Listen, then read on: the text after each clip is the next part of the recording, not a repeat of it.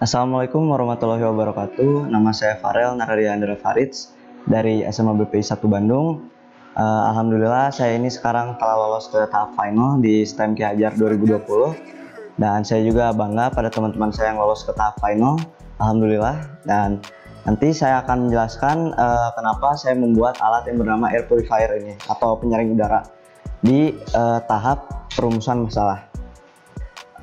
Jadi sekarang saya akan menjelaskan rumusan masalahnya, kenapa saya memilih produk ini untuk dibuat. Nah, di era pandemi ini tidak semua orang yakin bahwa udara di sekitarnya itu bersih dan bebas dari kotoran dan kuman.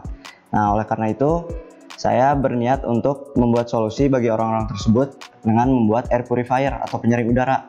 Namun air purifier itu harganya sangatlah mahal dan tidak terjangkau bagi semua kalangan orang. Nah, oleh karena itu saya membuat si air purifier ini dengan versi saya sendiri, dimodif lagi dengan memakai barang-barang bekas, yaitu dengan memakai kipas CPU bekas, memakai kipas genggam bekas juga bisa, tergantung preferensi, dan memakai toples bekas.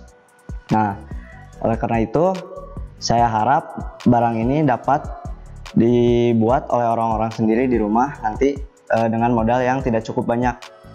Nah, nanti abis ini saya akan menjelaskan rancangan desain untuk si alat tersebut. Nah, mau tahu cara bikinnya? Yuk ikutin saya.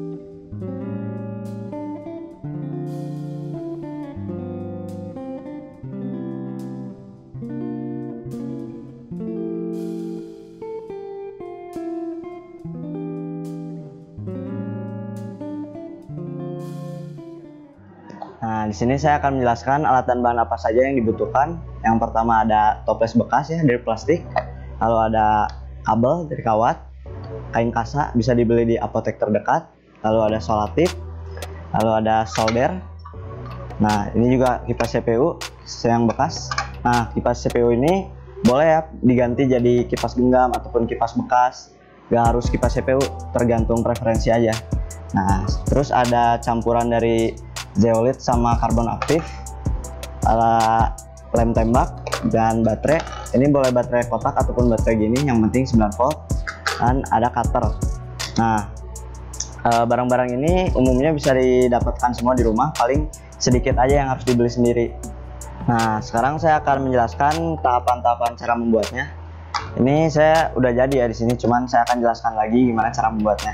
Nah, pertama-tama kita bolongi plastik akrilik yang berbentuk kerucut ini sesuai dengan ukuran kipas CPU-nya agar si udaranya masuk dengan pas. Nah, ini kipasnya 12 diameter ya, 12 cm diameternya. Nah, lalu setelah itu potong bagian bawah dari toples kecil dan toples besar agar bisa dimasukin kipas yang kecil. Nah, lalu setelah itu bolong-bolongin secara merata plastik kerucutnya agar si udaranya bisa bersirkulasi dengan baik. Nah, karena ini akan dijadikan penampung untuk penyaringnya, kan penyaringnya ini zeolit sama karbon aktif. Kalau misalnya ini bolong-bolong bakalan bocor kan ke bawah. Nah, oleh karena itu si bolong-bolongnya ditampung lagi oleh kain kasa. Saya tempelin kain kasa nih. Kain kasa ini nih yang buat suka ada di apotek. Nah, lalu kita gabungkan kedua toples ini yang besar dan yang kecil dengan menggunakan lem tembak nih. Nah, habis itu kabelnya antara si kabel kipas kecil dengan kabel kipas besar disatuin biar gak ribet. Jadi nanti tinggal ditempelin ke baterainya. Lalu saya solatip si toplesnya agar lebih merekat. Nah, lalu setelah direkatkan toplesnya, nanti solatip biar lebih merekat. Nah, setelah itu di dalam toples yang besar gabungkanlah si toples kecil dengan kipas kecilnya dengan menggunakan lem tembak juga. Dan kalau mau lebih rekat, pakein solatip lagi.